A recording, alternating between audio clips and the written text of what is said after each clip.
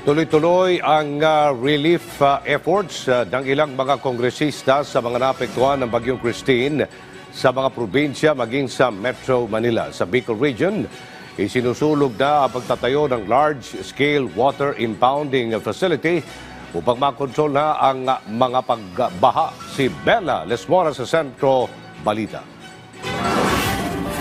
Isinusulong na ni House Committee on Appropriations Chair at ako Bicol Party List Representative Elizalde Co ang pagtatayo ng large-scale water impounding facility sa Bicol Region para makontrol na ang mga pagbaha sa rehiyon at matugunan ang kakulangan sa tubig tuwing dry season. Ayon kay Co, kung maisa sa katuparan, malaki ang maitutulong ng inisyatibong ito hindi lang para sa climate resilience ng rehiyon, kundi maging sa food security. Una nang pinabulaanan ni Co ang akusasyong may bilyong piso umanong flood control project ang Bicol at nilinaw na ang tinutukoy na 61 billion pesos funding sa rehiyon ay hindi lang para sa pagkontrol ng baha kundi para rin sa pagtatayo ng mga gusali, ospital, eskwelahan at pagpapagawa ng mga kalsada. Sa ngayon, tuloy-tuloy naman ang relief efforts ng Ako Bicol Party List para sa mga nasalanta ng Bagyong Christine, katuwang ang opisina ni House Speaker Martin Romualdez. Sa Camarines Sur, ibinahagi rin ni Congressman El Rey Villafuerte ang bayanihan at pagkakaisa